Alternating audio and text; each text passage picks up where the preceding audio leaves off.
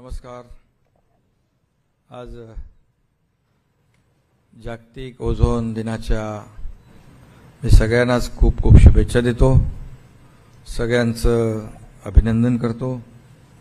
On this auspicious occasion of World Ozone Day, I would like to warmly welcome Union Minister of Environment Shri Bhupendra Yadav ji, also Minister of State for Environment Shri Ashwini Chaubey ji, and our Principal Secretary Srimati Manisha Maiskar ji, and UNDP representative Srimati Shoko Nado, Mr. Rajeshri Rai, Aditya Narayan Singh ji. I congratulate them for reinvigorating the spirit for environment conservation. मैं आपका भूपेंद्र यादव जी बहुत बहुत स्वागत करता हूँ हमारे महाराष्ट्र की धरती पे. और हर साल की तरह इस साल भी 16 सितंबर को वर्ल्ड ओजोन डे मनाया जा रहा है. जीवन के लिए ऑक्सीजन से ज्यादा जरूरी अभी ओजोन हुआ है. बराबर ना. Earth without ozone is like house without roof. अभी ये हमारे जीवन का एक बहुत ही हिस्सा बन गया है और ये हमारे लिए जीवन के लिए, और ओजोन के बिना हम सर्वाइव भी नहीं कर पाएंगे. ऐसी परिस्थिति अभी यहाँ पर हुई है. इसलिए ऐसे कार्यक्रम का आयोजन बहुत ही आवश्यक है. इस दिन को मनाने का मकसद लोगों को ओजोन लेयर के बारे में जागरूक करना है. मैं केंद्रीय पर्यावरण मंत्रालय को बहुत बहुत धन्यवाद देना चाहता हूं. जल वायु परिवर्तन मानव सभ्यता पर एक बड़ा संकट है जिसे लेकर आज पूरा विश्व चिंतित है.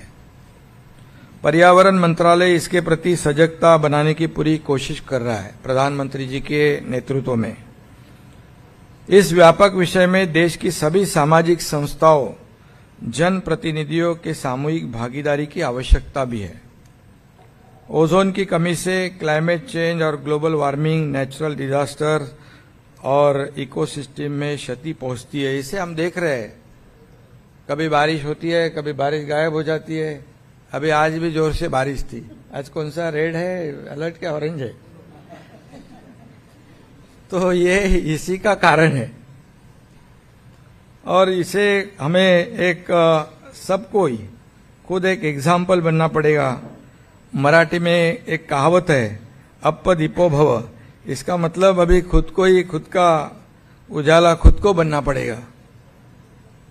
मतलब हमें इंडिविजुअल कार्बन फुटप्रिंट कम करने की आवश्यकता है. हमें खुद ही हमसे ही शुरुआत करने की आवश्यकता है. जहां जहां आपने, जैसे मंत्री जी ने कहा है, जहां पर एनर्जी की बचत हो, जैसे आपने कहा हॉल में से चले जाए तो लाइट अगर शुरू रहे तो हमें इसका नुकसान है, इस धरती का नुकसान है, सभी इसके ऊपर डिपेंड है. और इसमें ज्यादा से ज्यादा हमें ध्यान रखकर, जैसे शॉर्ट फिल्म में बताया कि हमारे बच्चे बड़े अच्छे ब्रांड एम्बेसडर हो सकते हैं और उनका सब लोग सुनते हैं. जैसे यहाँ सब बच्चे बैठे हैं यहाँ पर. और मुझे आते समय देखने को खुशी मिली कि इसमें स्कूल के करीबन 5,000 बच्चों ने वर्ल्ड ओजोन डे में पार्टिसिपेट किया है. ये जन आंदोलन हमें पर्यावरण संवर्धन के लिए बहुत काम आएगा. जैसे स्वच्छ, प्रधानमंत्री जी का जो स्वच्छ भारत अभियान, ऐसे एक जन आंदोलन की आवश्यकता है इसे भी.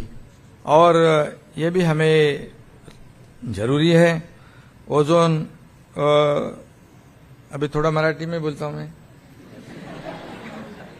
नहीं तो हमारे चौबे जी ने कहा मराठी में और मैं बोलूंगा हिंदी में. तो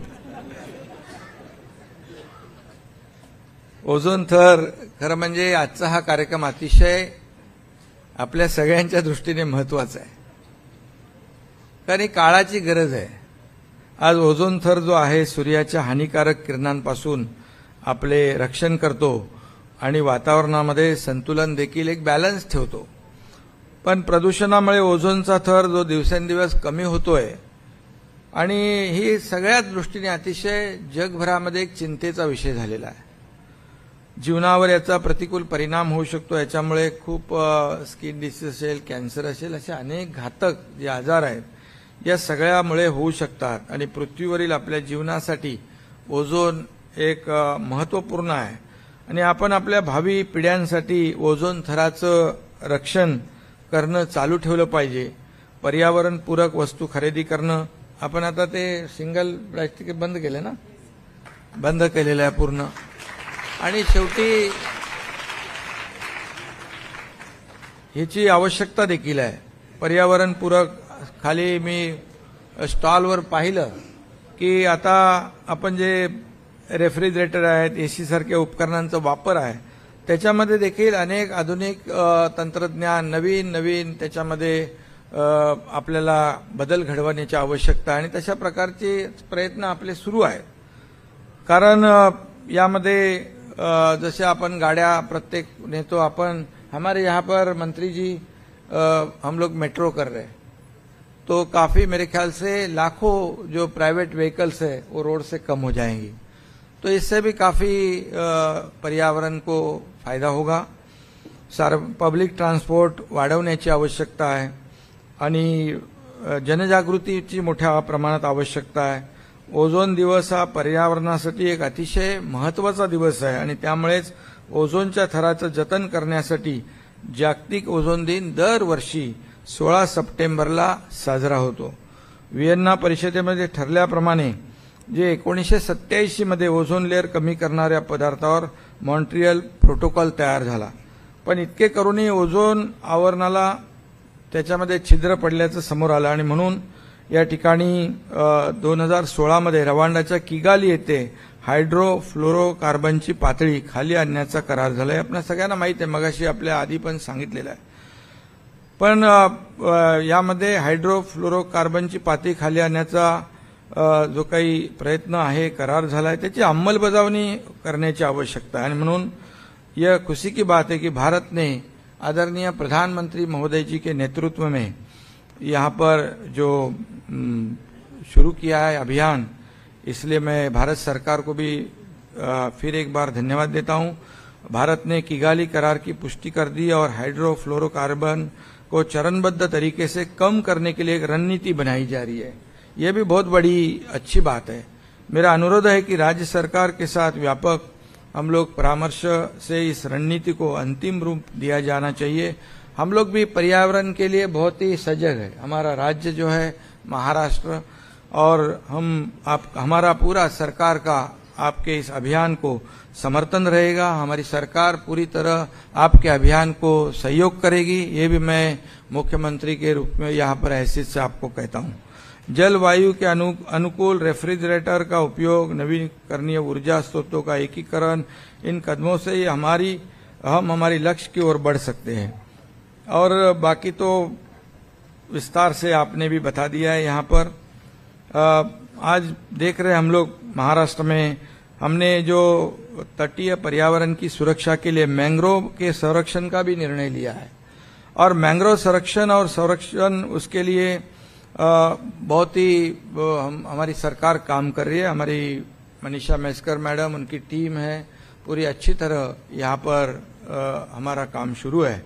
इसी को ध्यान में रखते हुए आगामी वर्ष में सरकारी जमीन पर जो मैंग्रोव है उस क्षेत्र को आरक्षित वन के अंतर्गत लाने की योजना भी बनाई जा रही है हमारी, ताकि मैंग्रोव का पूरा प्रोटेक्शन हो और इससे काफी पर्यावरण को क्षति न पहुंचे. इसमें सार्वजनिक वाहतूक प्रणाली में इलेक्ट्रिक बसेस की संख्या भी हम लोग तेजी से बढ़ाने का काम कर रहे हैं. इससे भी काफी फायदा होगा. ग्रीन एनर्जी का उपयोग व एमिशन कम करना जरूरी है. कोई भी बदलाव, कोई पॉलिसी या ऊपर से नहीं आता है. इसके लिए लोगों का, जनमानस का पार्टिसिपेटिव अप्रोच बहुत ही जरूरी है. सब लोगों को एक साथ होकर आगे बढ़ने की आवश्यकता है. जैसे एक जन आंदोलन की आवश्यकता है. एक मराठीमध्ये म्हणतो आपण, एक चळवळ आहे, ही चळवळ आपल्याला त्याची आवश्यकता है आणि आपण त्याप्रमाणे आपण पुढे जातोय।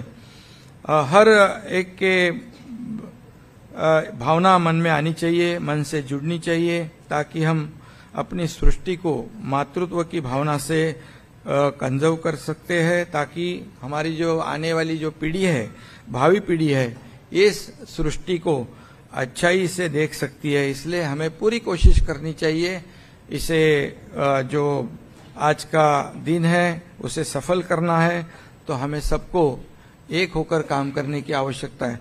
हम लोग देखते हैं एक गांव में जाएंगे तो 80, 90, 100 साल के लोग भी रहते, लेकिन अभी अपनी आयु सब लोगों की हम देखते हैं, हम जो परिवर्तन आया है ये इसी का परिणाम है।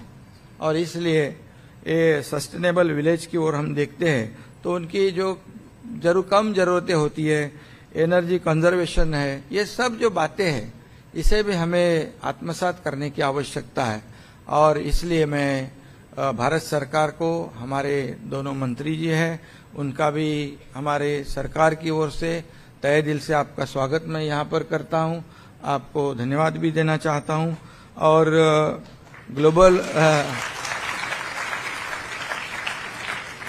और ये हमारे जो छात्र है उनका भी बहुत बड़ा इस अभियान में जो उनका इन्वॉल्वमेंट है वो भी बहुत ज्यादा हम जैसे कर सकते हैं वो भी कोशिश हमारी रहनी चाहिए, इतना ही मैं कहूँगा। और ग्लोबल वार्मिंग की समस्या दूर करने हेतु आदरणीय प्रधानमंत्री मोदी जी के नेतृत्व में हम पर्यावरण को बचाने में जरूर सफल होंगे, ऐसा मुझे भी विश्वास है। ताकि अभी आप सब जानते हो हम लोग ने भी महाराष्ट्र में बहुत बड़ा कार्यक्रम करके परिवर्तन लाया है।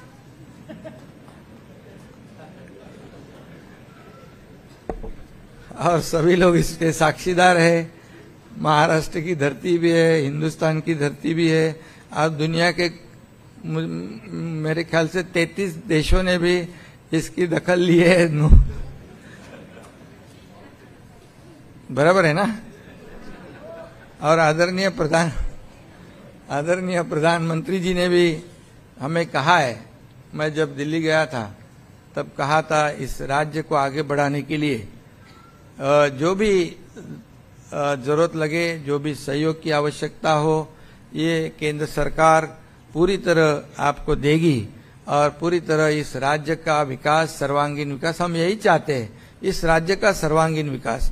मंत्री महोदय जी, हमारा कोई पर्सनल एजेंडा नहीं है, इस राज्य के हित का ही काम हम करेंगे। जो लोग चाहते हैं, जो लोगों को अच्छा लगता है और जो लोगों की जरूरत है उसे पूरा करने का काम हमारी सरकार करेगी। मैं और देवेंद्र जी, हमारा पूरा मंत्रिमंडल, हम लोग आपको बताने में मुझे हर्ष होगा कि हमारे 2 ही महीने हुए, लेकिन हमने 2 महीने में 700 निर्णय लिए, 700।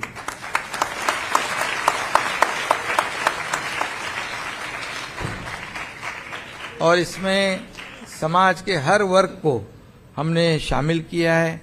किसानों की बात हो, कामगारों की बात हो, सभी वर्ग की बात हो, school, education, health, agriculture, environment, ये हम लोग फोकस कर रहे हैं। और इसलिए मैं आपसे कहूंगा कि हमारी सरकार को, राज्य सरकार, केंद्र सरकार माँ बाप सरकार होती है, और इसलिए हमें आपकी हमेशा जरूरत पड़ेगी, आपके सहयोग की जरूरत पड़ेगी।